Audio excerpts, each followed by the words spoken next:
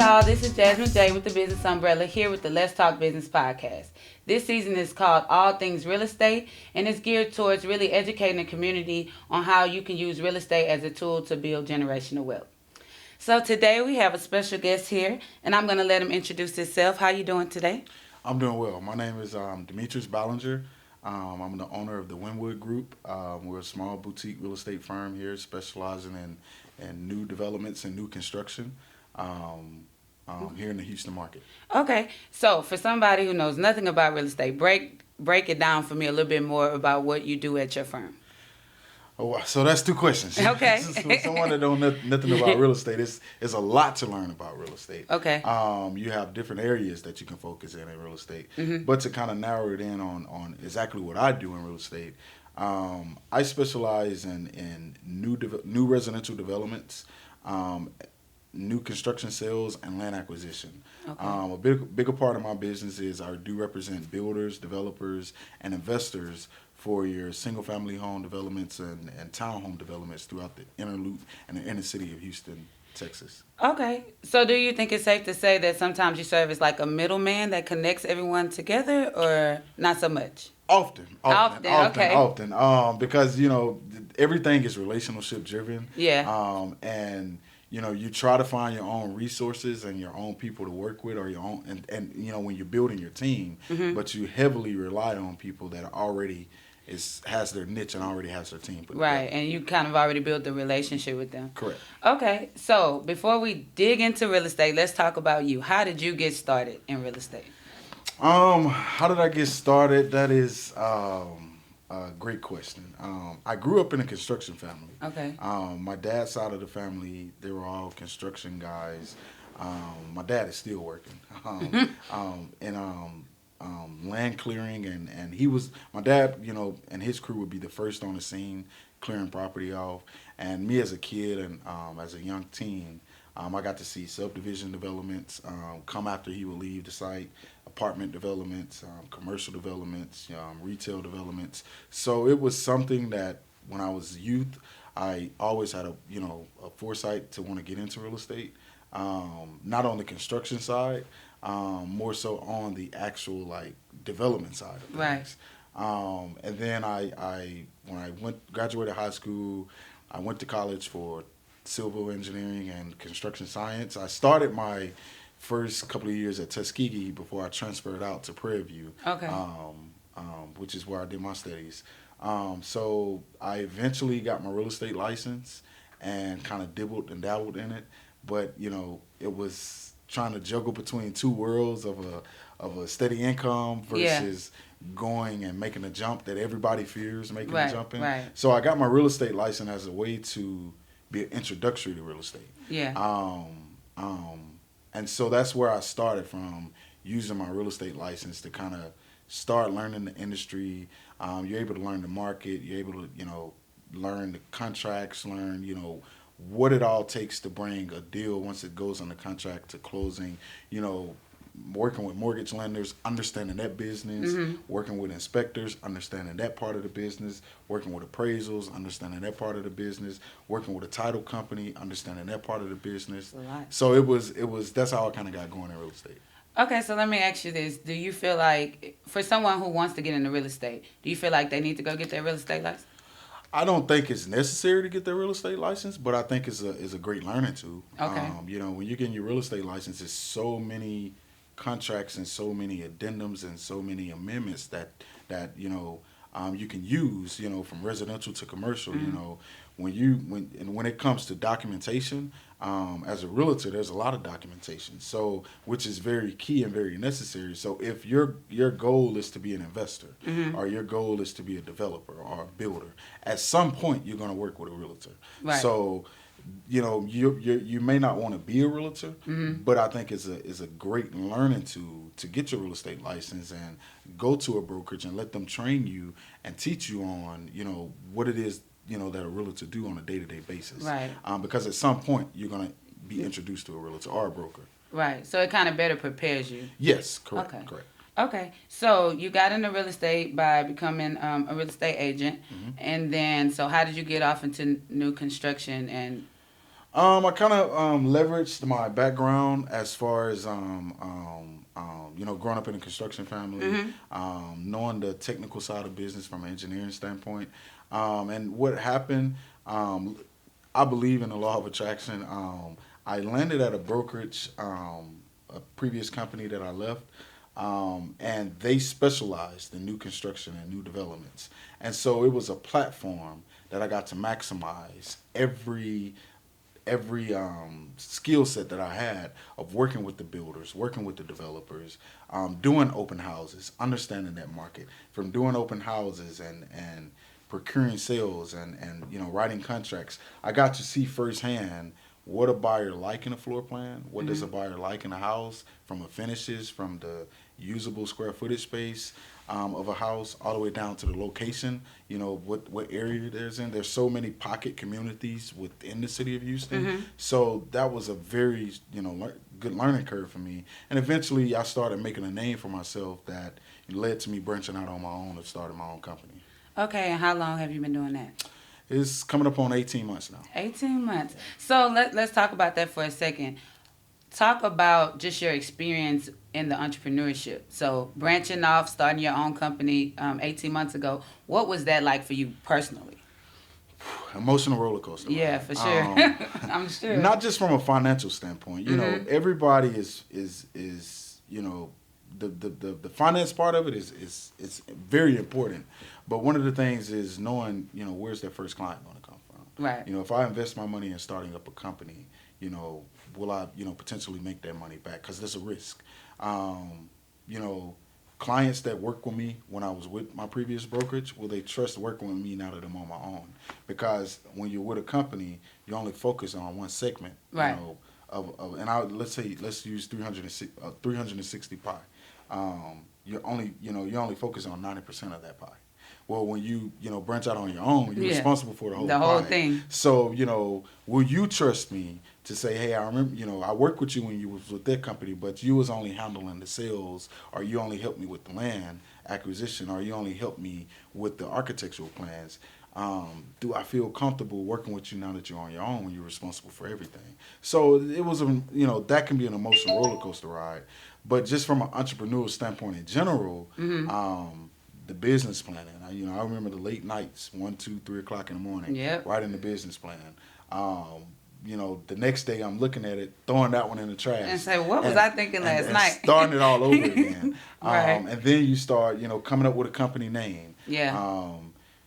Coming up, with different, who are you going to partner with? Mhm. Are you going to be the only owner of your company, or do you want to bring in a partner? Who's going to be your vendors that you partner with, like your architect, your civil engineering firm, your surveyor? Which title company do you feel comfortable working with? How are you going to market yourself? Right. So it's a lot that goes into it, from just looking at, do I have enough money to start a company? And I'll be honest with you, when I started, it's not like I had a whole bunch of money to invest. Right. I more so just brought a valuable service to the table, Mhm. that, I was able to represent, people, buying land for a project, or giving me a project to sell, that started generating the income that I was able to use to reinvest back into my Right. company. So you have to kind of get creative with it when it comes to real estate in general. Okay. So when you started your business, did you have a mentor? Yes, I had several mentors. Okay. And they were all from real estate, or did you just business mentors, period? Just business mentors in Okay. general. And mentor is key. Mm-hmm. They can kind of mentors, are to, in my opinion, they help you shave off wasted years. Yeah, for sure. They help you maximize where to put your efforts at.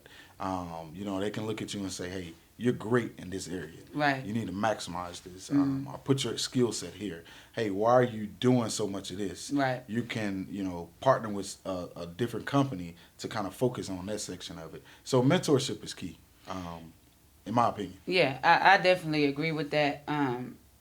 My mother always tells me that every level you go to, God will send you a new teacher. Yeah. And I've seen that happen in her life, and I realized that that's happened in my life. And I really believe in mentorship, and I really believe in it just helps you feel more confident in what you're doing, that you have someone you can call and, ask those questions, or, run ideas by and get feedback from somebody who has already done that. So I think mentorship is a great thing. But speaking about that, what are two key takeaways that you've taken away from your mentors? Um, Two key takeaways. I would say listen at them, Mm-hmm. take notes. Their Mm-hmm. time is very valuable. Mentors, don't want to waste your time, and you don't want to waste their time. So if they're giving you valuable information, apply it, because they are watching as well. As much as they're talking to you, they're also watching you from a Right. distance. Mm-hmm. So make sure that you're maximizing the time that you're taking up for them, because if they're successful in what area they are successful in, they're just as busy as you're trying to get Right, to. right, for sure. Man, I remember telling one of my mentors. That is so true. I remember telling one of my mentors, I said, man, I wish I had the demand on me that I see you have from a distance. And man, that was almost like a You asking. spoke that I into spoke it existence. into existence, and I found myself like scratching my head, like, oh my God, Yeah. so many people are calling on me right now. But it's a good problem to Yeah, have. it definitely is a good problem to have. I heard a saying one time, not to cut you off. No, go I heard ahead. a saying one time, you have two frustrated people. Mm-hmm. One person is frustrated because no one is calling on him. Mm-hmm. The other person is frustrated 'Cause because everybody. everyone's calling on him. Oh, yeah, that's So true. I've experienced both of those frustrations. Okay, so I just lost my train of thought. I wanted to talk about real estate in Houston, but before we talked about that, I wanted to ask you. I don't know. Maybe it'll come back. So let's Okay. just talk about just the real estate in Houston. What if somebody's trying to get into real estate and they live in Houston? Do you feel like Houston is a good place to start? Houston is becoming like a major hub for growth. Mm-hmm. I remember even before I started in real estate, I remember when I moved to Katy in 2012, like, it was still a bunch of land, and it wasn't much, and it was a lot in Katy, Mm-hmm. for some people that had been there before me. But now when I look at Katy, man, it's becoming so congested.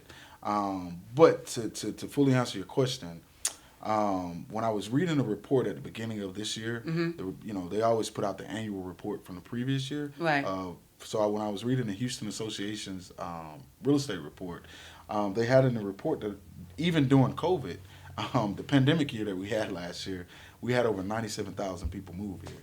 So when you calculate that, that's almost 200 something people a day. And Wow. we're also Texas in general are also starting to attract a lot of corporations from the West Coast. Right. So Houston, Hewlett Packard, which is HP, they already had a footprint in Houston. Well, they also decided to move their entire headquarters here from That's California. big. And they're moving in spring. And what does that do? That brings thousands of jobs that's going to boost the market. Right. So Houston, as right now, we only have about 1.2, 1.3 month supply of inventory, which and that's a seller's market. In Yeah, the for buyer's sure. market, it needs to be 6.5 to be considered a buyer's market. So the demand for housing is at its all-time highest, along with shortage of materials, shortage of lumber price. We've seen increase in construction materials. We've seen increase in labor work. Right. The demand is just at its all-time high. Not just Houston, but in the U.S. All overall. over, right. Yeah. Mm-hmm. Okay, so generational wealth. Can you speak about, and from your area expertise in real estate, how real estate can be used as a tool to create generational wealth? From my area that I've seen, I always consider in Houston, land is the biggest investment. One of the most valuable investments, let me say it that way. I've seen clients, 2-3 years ago purchase land, and I'll give a scenario. I've seen a client in 2017 purchase a piece of property, 8 acres for $420,000. And in 2020, they sold that 8 acres for like $2.5 million. Wow. Because the area, certain areas, you can go to an area today, and in a year or 2 years from now, that area can be completely different. So, you can invest in land. If you're a more, not, less risk taker, Yeah. and just say, hey, land is never losing value because they're not making no more of it. Right. So you can invest in land. You can, you can do flips. You can do, new construction. You can invest in apartments. Numerous of ways to invest. But the way that I've seen real estate create generational wealth is by taking your profits and continuing To reinvest into your company. I've seen guys and young ladies as well. As soon as they make that type of money, it's spent. Right, for sure. And cars, clothes, and everything. Exactly. And to each his own, but especially for our generation. I mean, for our culture. Yeah. We've been without so long that sometimes Gotta see what that feels like. You gotta see what that board feels like. I've done it. Yeah. But once you get past that height, then it's time to focus on business and drive it forward. Yeah. Thank you for that. That's a true gem. So, to the aspiring entrepreneur that wants to get into real estate, what is your advice to them? Plan. I'm big on planning. Being very strategic about your approach. Not afraid to ask questions, because the smartest person in the room is the one that asks a lot of questions. The dumbest person in the room is the one that knows everything and don't ask questions. You can learn something from anybody. I've learned information from my inspector. I can take that information back to the general contractor and say, hey, my inspector was advising, hey, going forward on some of the projects, hey, why don't we do this? And I've seen that decrease the thickness of an inspection report. Some of those reports can be, especially in residential, 90 pages long. Wow. I've seen some of them 25 pages long. Yeah. So, you can learn from your mortgage lender. Your mortgage lender can tell you, hey, this is what type of position your buyer needs to be in. And for me, working with a mortgage lender is like, hey, I have 24 homes being built in this area. And we're representing them as the brokerage, and we're going to be over the sales and marketing. Hey, if we partner with you as our preferred lender on this project, hey, what can you offer our buyers? And right now I'm partnered up with a company that is offering 100% financing, and the buyers are they need to be at a 680 credit score. They need to be able to put the earnest money down. They need to be able to pay for all the third-party fees, inspection report, appraisal, their survey, if they have to pay for a survey. And pretty much that's all they're coming out of pocket for. So I would say, as an entrepreneur as a whole, going into real estate, well, not even just real estate, just whatever area, industry you're going into, make sure you surround yourself with like-minded people. Ask questions. If you don't have people to ask questions, reach out to people. You'll be surprised at what you can do by cold calling. Right, for sure. And ask questions. And I want to second that. Anybody that's getting into entrepreneurship or wanting to start a business, write it down. I tell my clients all the time, plan, write down your goals, and then educate yourself. He gave a lot of different ways that people can educate themselves, and also platforms like this, watching podcasts, attending free conferences, all of that. They give so much free information, and all you have to do is just show up. Man, so I remember this like yesterday. When I was cracking that edge of getting into real estate, man, do you know how many free conferences I went to? I went to like every weekend you at seminars, flipping seminars, investing seminars. Yeah. And you eventually see that some of that stuff is redundant. And you eventually see like, hey, man, that really doesn't work. But it's even if the information you're getting doesn't work, you're still learning the education piece of it. Right. The language of real estate. When we're going to college, all we're trying to become is an expert in something in our field of study, and you're really just learning the language and the theory side of business. Right. Then when you graduate, you go out and you start actually, getting that experience, practicing it and getting the reality of it in that experience. Yeah. Okay, so how can you be reached? I can be reached via email, Demetrice@winwoodgroup.com, or I can be reached at my cell phone number, 713-585-5626. Okay, so we definitely want to thank you for coming out and speaking on the podcast about real estate and just educating the community. This season is definitely about just educating the community on how they can utilize real estate for generational wealth, or just even for people who are looking to buy a home. I feel like if we cover all areas of real estate, then people may be exposed to what they want to find their niche in. So I just want to definitely go ahead. No, go ahead. Yeah, I'll piggyback off of that. I would say for someone starting their career in real estate, cast your net.